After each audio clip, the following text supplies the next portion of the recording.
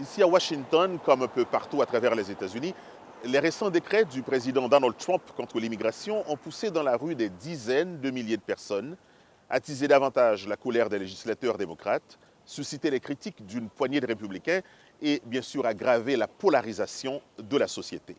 L'ordonnance de l'exécutif interdit temporairement aux ressortissants de 7 pays à majorité musulmane l'entrée sur le territoire américain.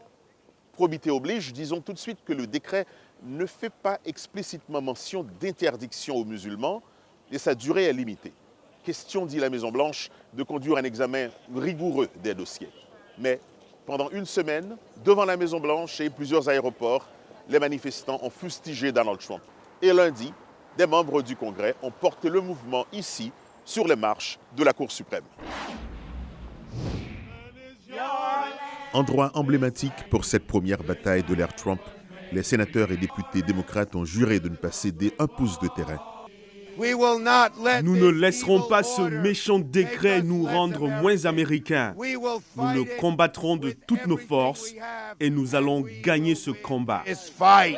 Un jour auparavant, des manifestations avaient bloqué la route menant de la Maison-Blanche au Capitole. Thème dominant, cette interdiction ne reflète pas les valeurs de l'Amérique, ce qui va précipiter l'échec du décret, selon la chef de la minorité à la Chambre basse. Cette mesure présidentielle est inconstitutionnelle et nous sommes plusieurs à penser qu'elle est même immorale.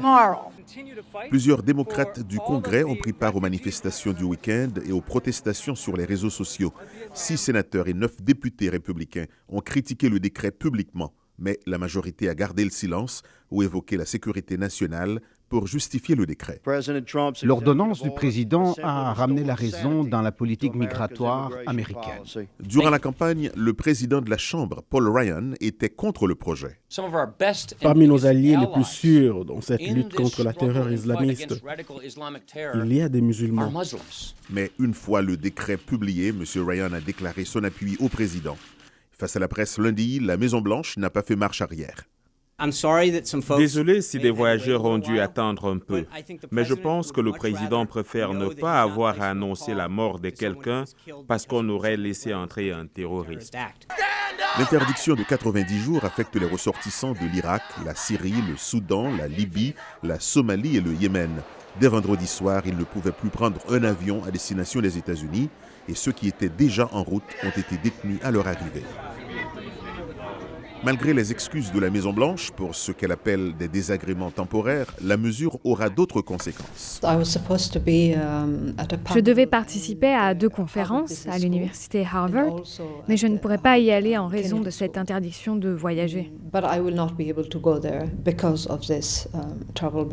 Fadoumo Dayib a la double nationalité somalienne et finlandaise. Elle se dit inquiète pour les Somaliens du Kenya devant être relocalisés aux États-Unis. Et dire qu'ils risquent de perdre une telle opportunité, tout simplement parce qu'ils sont musulmans ou viennent d'un pays qu'ils n'ont pas choisi. Un groupe de défense des droits des musulmans aux États-Unis affirme vouloir intenter une action en justice contre le décret. Non loin du Congrès, VOA Afrique a recueilli d'autres réactions.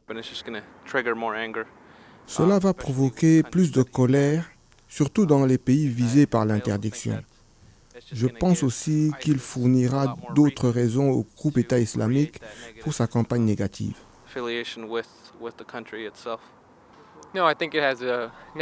Je pense qu'il a un effet négatif pour 2 raisons. Il amoindrit notre influence dans le monde. On nous voit comme étant plus isolationnistes, plus agressifs, et ici, il consolide une minorité plus raciste que méchante.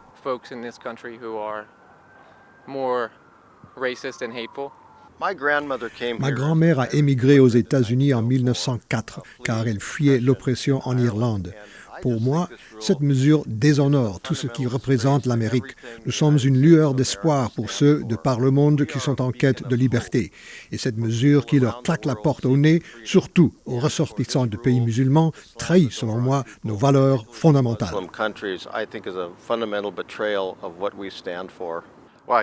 Je pense que l'interdiction est nécessaire. Elle va durer seulement 90 jours pour 7 pays et 120 jours pour quelques autres. Il y a eu plusieurs attaques terroristes dans ce pays, à San Bernardino, en Floride et ailleurs, et certaines d'entre elles ont été imputées à des réfugiés. Quel sera vraiment l'effet des mesures restrictives de Donald Trump sur l'immigration? Les démocrates en profitent visiblement pour asseoir leur projet de résistance contre ce qu'ils qualifient d'extrémisme de la nouvelle administration. Mais la question cruciale est celle-ci. Vont-elles effectivement, ces mesures, contribuer à renforcer la sécurité des États-Unis et des Américains? L'opinion reste divisée, mais les critiques disent que l'interdiction aura surtout des conséquences négatives. En attendant, le tollé continue. Peut-être la nomination de nouveaux juges à la Cour suprême aidera un peu Pennsylvania Avenue à changer le débat. On verra. Chérubin, Gaby Dorsil, VOA Afrique, Washington.